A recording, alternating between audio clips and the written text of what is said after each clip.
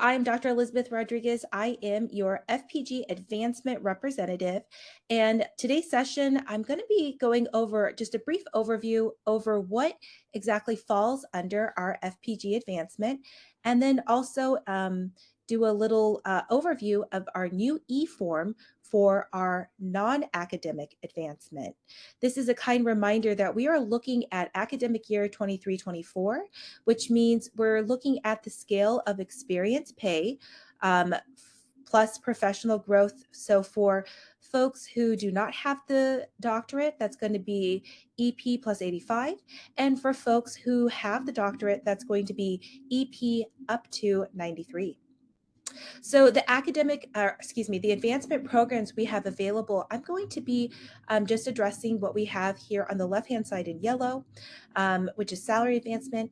And then on the other side is travel. That is going to be Natalie Rivera, Dr. Natalie Rivera, if you have questions about travel.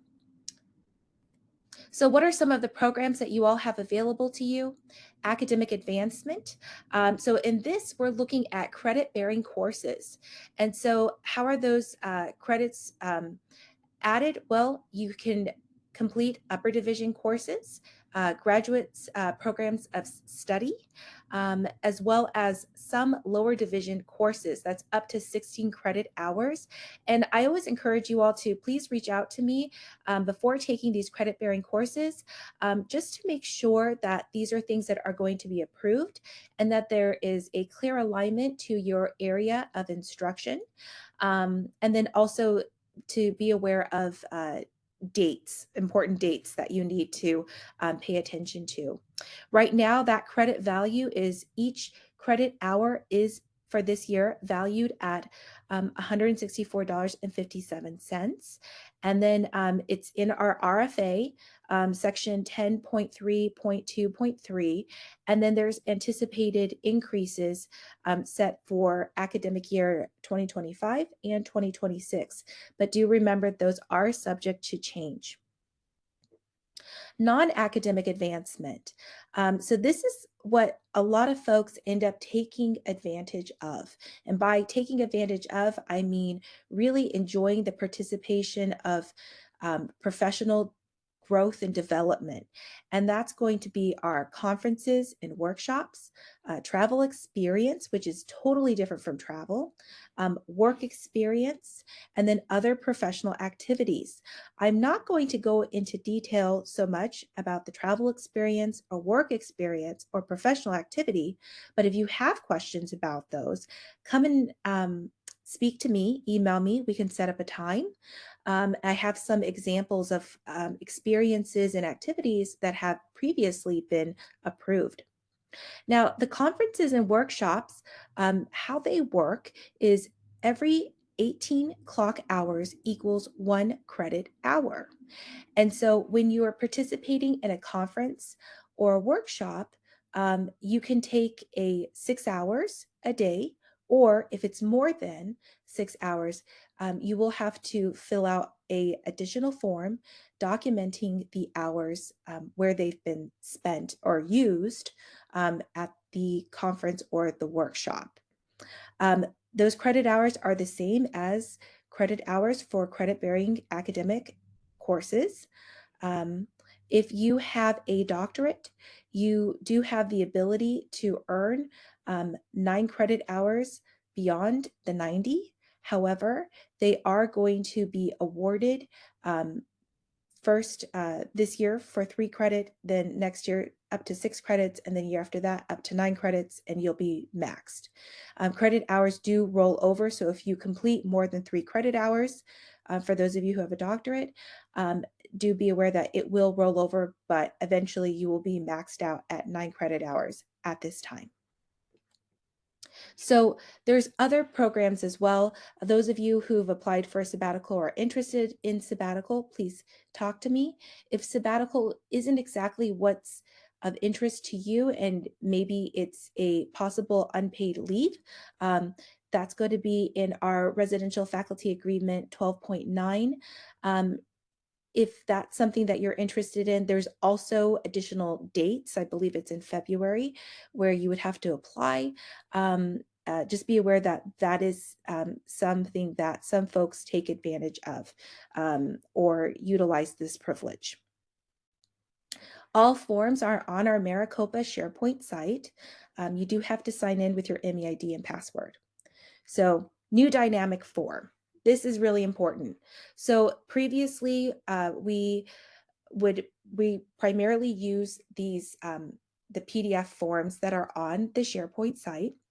But this year, we have launched a new e-form for non-academic advancement.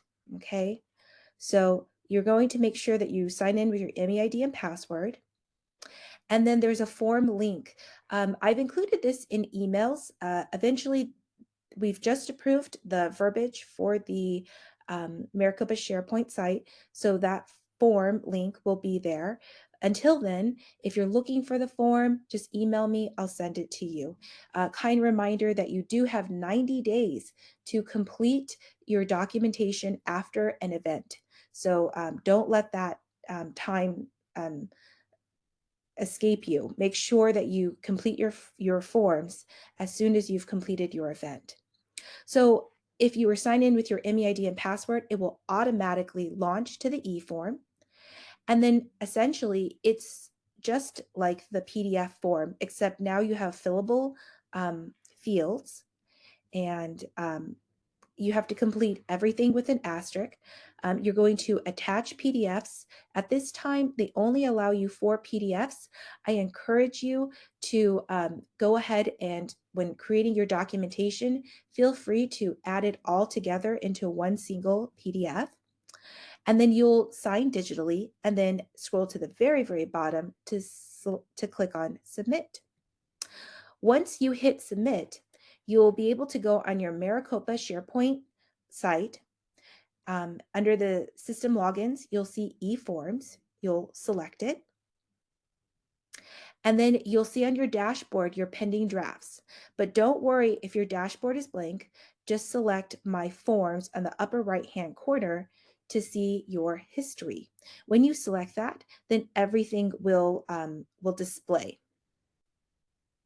Now, let's say theoretically you wanted to see everything that you've ever signed. Just select Form History. What's nice about these forms are that you can actually now see your status. So you can see when something was signed, right? If for whatever reason you're not able to see this status, just email me and I will send you a PDF or a screenshot of your signature. Now, here's the thing. For last year, our deadline, or it was like 2023, 2024, the deadline was August 25th to have all professional growth activities submitted for advancement. The date for 2024, 2025 has not yet been released, but you can probably anticipate it'll be around that same August date.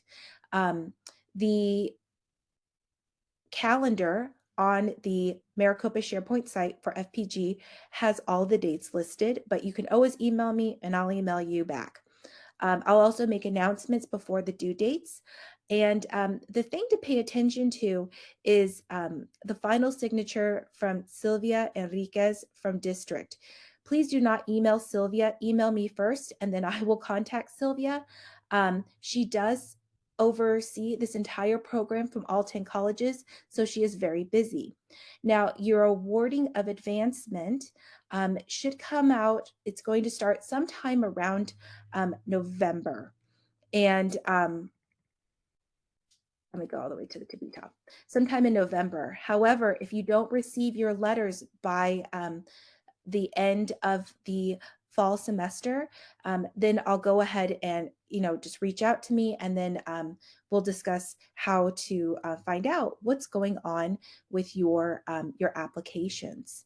So this was really just a quick overview over the dynamic e-form for FPG non-academic advancement.